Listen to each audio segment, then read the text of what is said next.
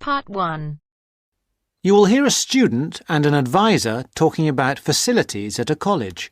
First, you have some time to look at questions 1 to 5.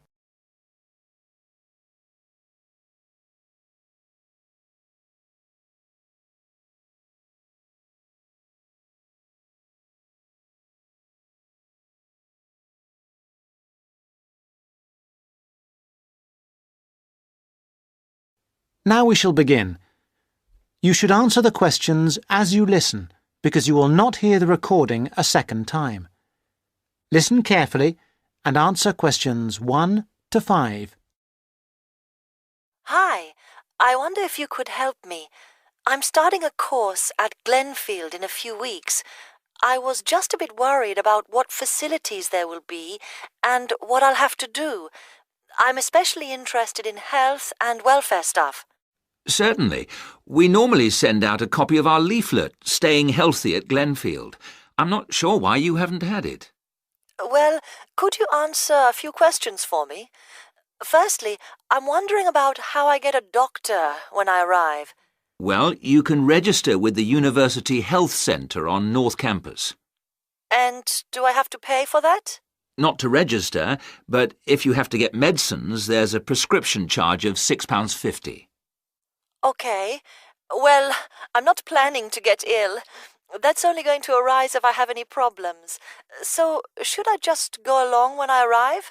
That's what we recommend for peace of mind, but it's not compulsory, and if you don't live inside the catchment area, you can't in fact register there. Where do you live? Well, at the moment I'm staying at the backpackers hostel in Hill Street, but I will be moving from there shortly, somewhere nearer. Well, there's a map at the centre which shows you the area that the university practice can accept people from. It's what we call the yellow zone. If you live outside that area, you have to find another medical centre to register with. It sounds like I'll only qualify after I move. I think you might be right. Then, in addition to the health centre, there's a free counselling service for all students situated on the North Campus. You don't have to register. They also have drop-in sessions. I say it's free, but that's only for up to 8 sessions. Beyond that, they normally refer people elsewhere. Sounds serious. Well, it's not just for big problems. People go there for advice on housing, workload, whatever, really. They can even arrange financial help. Is it confidential? Absolutely. Then again, a lot of students prefer to phone the Nightline service, which is run from an office on the central campus. They don't really encourage people to drop in. I see. So it's basically a free phone line. The number, if you want to make a note, is 0900 762 5913. I'll say it again. 0900 762 5913. Fine. Well, I hope I won't need any of these. What I will want is access to some gym facilities. Right. Well, you'll find those on the South Campus in the Sports Centre. It's great, but it's not free. You have to present your student card and pay a fee of £22 to get a pass. But that will last you for the whole year. Before you hear the rest of the conversation, you have some time to look at questions 6 to 10.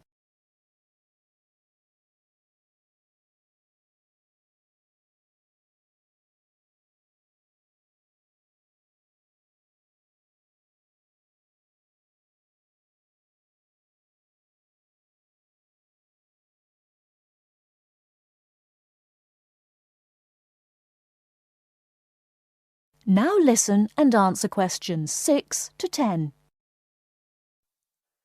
Is this information on the website?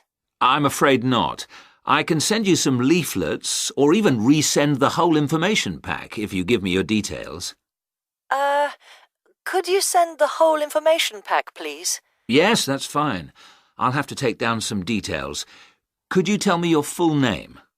Sonia Orr. S-O-N-Y...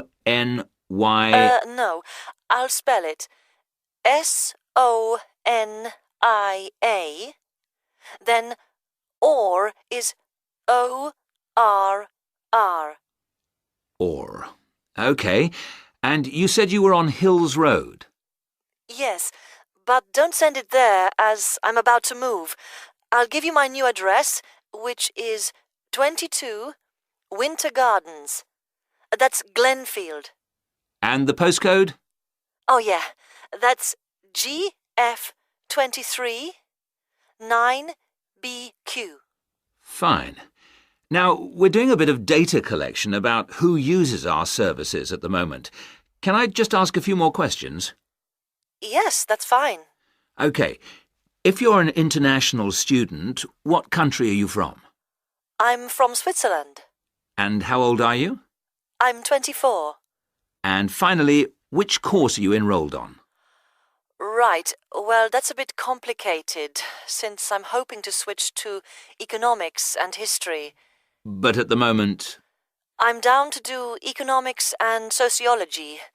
It's a joint degree. OK, I'll put that. Great. Well, I'll pop the information pack in the post, and you should get it soon. That is the end of part 1. You now have half a minute to check your answers.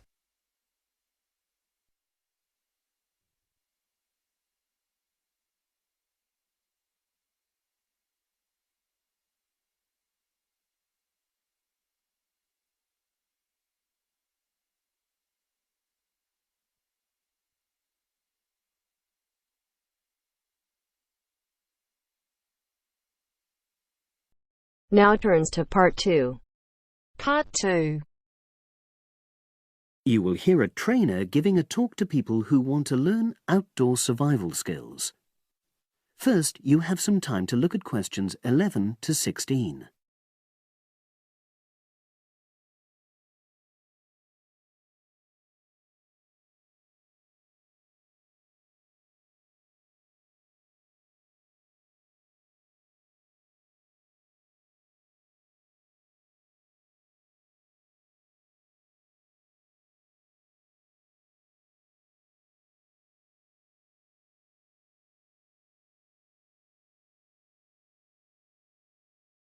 Now listen and answer questions 11 to 16.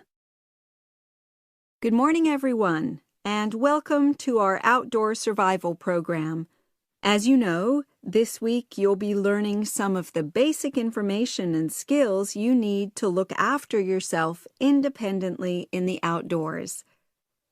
These first 2 days will be based here in the classroom, and then we'll be taking a camping trip to put into practice some of the things you've learned.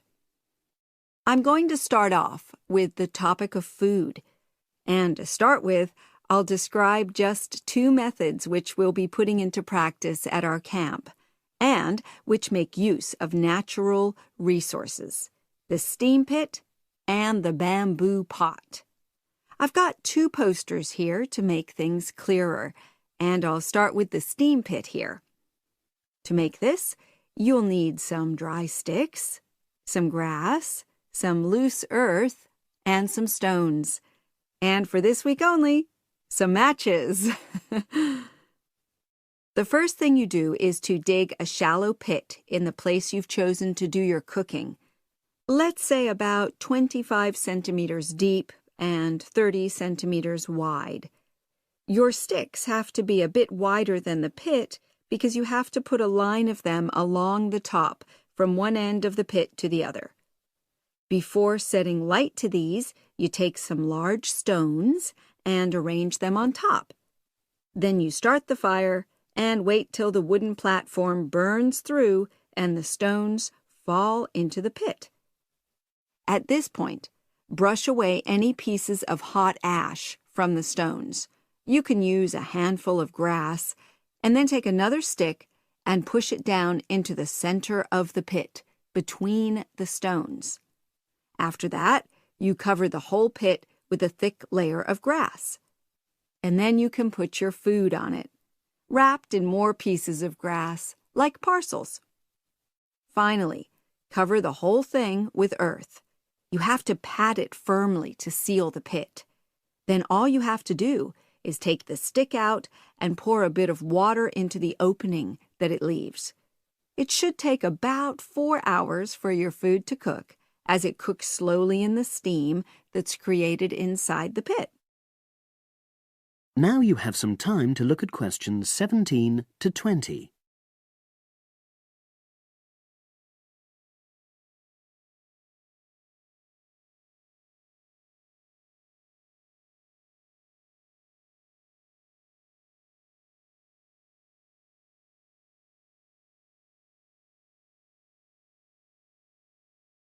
Now listen and answer questions 17 to 20. So, simple but effective. The other method you're going to practice this week is the bamboo oven. Now, the steam pit is ideal in certain conditions because the heat is below ground level. For example, if there's a strong wind and you're afraid a fire might spread. But when it's safe to have an open fire, you can use the bamboo oven method. You get a length of bamboo, which, as you probably know, is hollow and consists of a number of individual sections with a wall in between. You use a sharp stick to make a hole in each of the dividing walls apart from the end one. Then you lean the bamboo over a fire, with the top propped up by a forked stick and the bottom sitting on the ground. You pour enough water in the top to fill the bottom section, and then light a fire underneath that section to heat the water. Then you put your food inside the top section, and the steam coming up the bamboo through the holes you made cooks it. I'm going to move on now to food itself and talk about some of the wild plants you might cook. I'm going to begin with fungi. That's mushrooms and toadstools. I'm sure you'll be aware that some of these are edible and they're delicious, but some of them are highly poisonous. Now, whether they're poisonous or not, all fungi that you find in the wild should be cooked before eating, because that helps to destroy any compounds in them that might be mildly toxic. But be aware that any amount of cooking won't make poisonous varieties any safer to eat. Unless you can definitely identify a fungus, you should never eat it. It's not worth the risk. And you need to be really sure, because some fungi that are poisonous are very similar in appearance to certain edible varieties. They can easily be mistaken for each other. So, having said all that, fungi are delicious when they're freshly picked, and although they are only moderately nutritious, they do contain minerals which the body needs. I'll move on now to leafy plants, which are generally... That is the end of part 2. You now have half a minute to check your answers.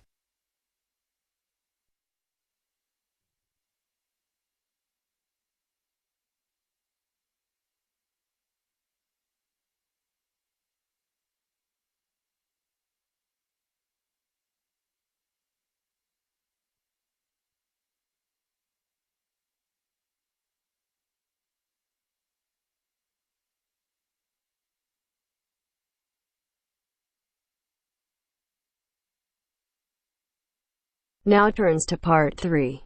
Part 3. Mr. Jackson, who feels that he is physically unfit, is consulting with his doctor about his health condition. Before you listen to their conversation, you have a chance to read questions 21 to 24.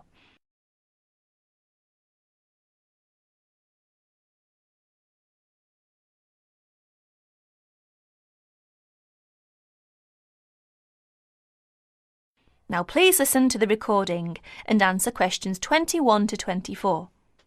Well, Mr. Jackson, the first and important thing I have to tell you is that there is really nothing seriously wrong with you. Physically, that is. My very thorough re-examination and the analyst's report show that basically you are very fit.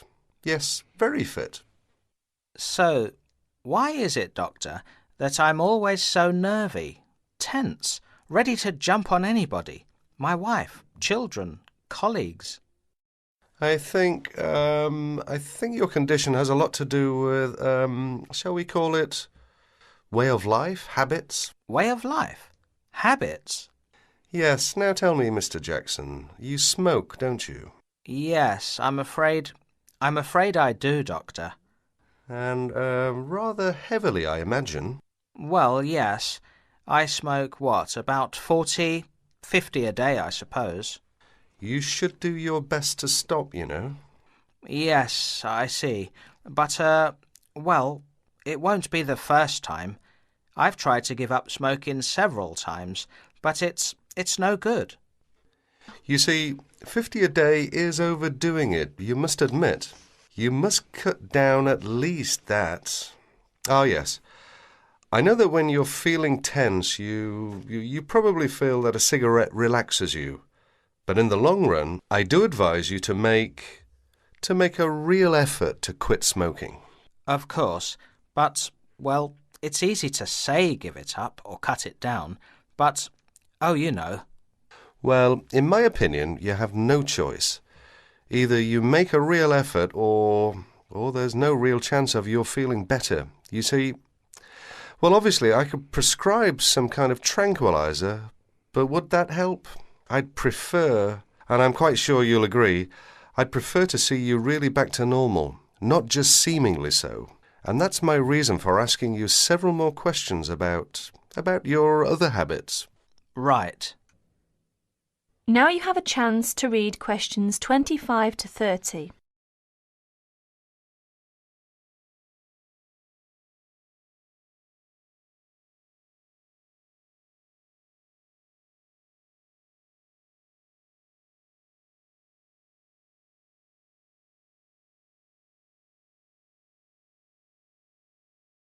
As you listen to more of their conversation, answer questions 25 to 30. Your eating habits, for example. What do you eat normally, during a normal day? Yes, I'm a good eater. Yes, I'd say I'm a good eater. Now let's see. Up at 8 in the morning, and my wife has a good breakfast ready. A good breakfast? The usual. A cereal followed by bacon and eggs with fried bread and perhaps a tomato or two. Then toast and marmalade, all washed down with a couple of cups of tea. Yes, I really enjoy my breakfast. Yes, I can see you do, but I'd advise you to eat rather less. We'll come to that later. Go on. Then lunch. No, first brunch. A cup of coffee and a bun at 11. Lunch has to be quick, because there's so much to do in the office about that time, so I have a pint and a sandwich in the pub. All very hurried. Try to be in less of a hurry. But I make up for it in the evening. I get home at about 7. Dinner's around about 8. Yes, my wife's an excellent cook. Excellent. It's usually some meat dish, and we like spaghetti as a first course. Spaghetti, a meat dish, cheese, sweet. But then, at the end of the day, shall we say, then I begin to feel on edge again. Most evenings after dinner we read or watch TV, but I get this terrible feeling of tension. Well, I'm sorry to have to say this because you obviously enjoy your food, but I really do recommend that you eat less, and secondly, that you eat more healthily. Instead of having that enormous breakfast, for example, try to be content with fruit juice and some cereal. I see, but 11's right. Well, that's all right, but lunch should be more leisurely. Remember, your health is at stake, not your job. As for dinner, I'd advise you to eat a soup, perhaps, with a salad. A salad followed by some fruit. But my wife's cooking is superb, granted. And she probably enjoys preparing delicious meals for you. If you like, I'll have a word with your wife. No, that won't be necessary. Thanks just the same, Doctor, but no.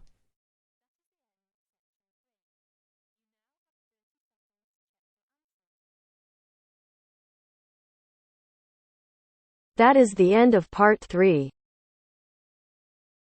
You now have half a minute to check your answers.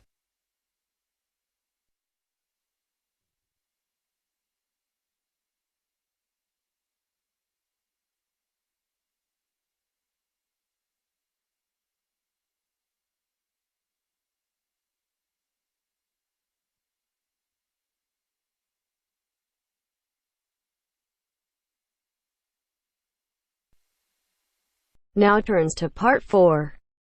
Part 4. This is Jane Frost with this morning's edition of Wake Up with Frost. First, you have some time to look at questions 31 to 40.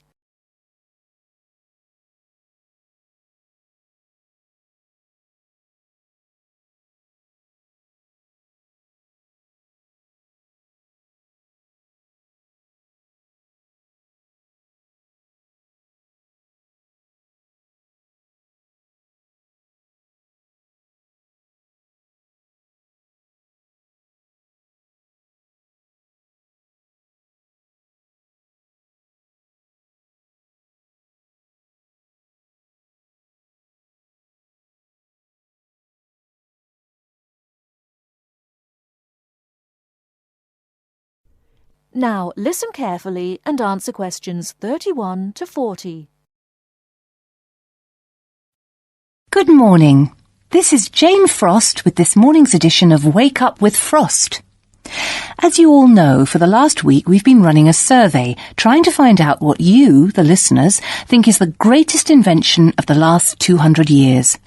The response has been amazing, double the amount we had last year, so thanks to all of you for taking part. We've had about 2,000 responses online and about the same on our phone lines. The lines are now closed, and this morning I can announce what the results were. So, here it is. You, the listeners, have chosen as the greatest technological invention of the past 200 years, and let me not forget to mention that 65% of you voted for this, it's the bicycle. Yes, the bicycle, first invented in 1818, and, would you believe it, the first bicycle was made of wood. The second bicycle had iron wheels. I cannot imagine what that must have been like to ride. It would have kept you fit at any rate. But for me, the best thing about the bicycle was what it did for women's rights. Yes, in the 1890s, it was the bicycle that meant women could change their clothing, start wearing trousers or pantaloons as they were known. Before then, women's clothes had been really uncomfortable, and I'd imagine quite difficult to breathe in. So, thanks to the ordinary bicycle, it was not only the man who wore the trousers in a home. Instead, women could now feel far more equal to their male contemporaries. And I'm sure you'll agree, the bicycle is a great way to get regular exercise, and of course, it's much better for the environment. And today, over 1 billion people all over the world ride bicycles, and for some, it's their only means of getting around from A to B. So, to all you bicycle riders out there, keep up the good work. Coming in a close second with 42% is the computer. I found out something interesting about the computer, which is that really this word first meant someone who did mathematical calculations. Of course, today, with the development of the personal computer, computers are being used for everything from home use to business and even digital photography. I don't know about you, but I can't imagine life without a computer now. I guess closely related to the computer is the internet, and this got 12% of your votes.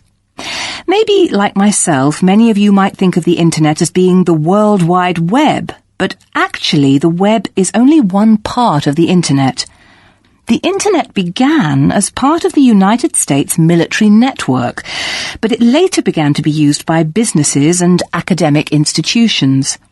Of course, today, the internet has so many uses. We use it for shopping online and entertainment, as well as to find information and send emails. But sadly, there is a darker side to the internet, and some of you have sent me emails about this. Finally, with 5% of your votes, is the radio. We think the radio was invented by Marconi in 1896, and he opened his first radio or wireless factory in the United Kingdom in 1898. In 1906, a man called Reginald Fessenden gave the first radio broadcast from Massachusetts. Ships could hear him at sea, and apparently he played the violin. As yet, listeners, I've spared you from having to listen to my guitar playing. But certainly radio is still important. Let's not forget that it was by radio that the Titanic sent signals to other ships. And with the popularity of TV today, I was secretly pleased so many of you had still placed importance on the radio. So, there you have it, the results of our survey. I think there are still important inventions that were not chosen but deserve a mention. Nuclear power and, of course, communications satellite, something which I am certain will continue to change the face of how we communicate with each other over both long and short distances. In fact, for me, the mobile phone is one of the greatest inventions of the last 200 years, if I think back to my first phone and then I look at what is happening now. Children born today will probably be more likely to have their first experience of the internet on a mobile phone screen rather than a computer monitor. Some of the new mobiles that are now being sold make it just as easy and as quick to find information on the web as on a computer. And let's not forget that mobiles now have digital cameras, word processing facilities, so you can type all your documents, and even personal organisers. I think it's quite possible that the mobile may even replace computers one day. That is the end of part 4. You now have half a minute to check your answers.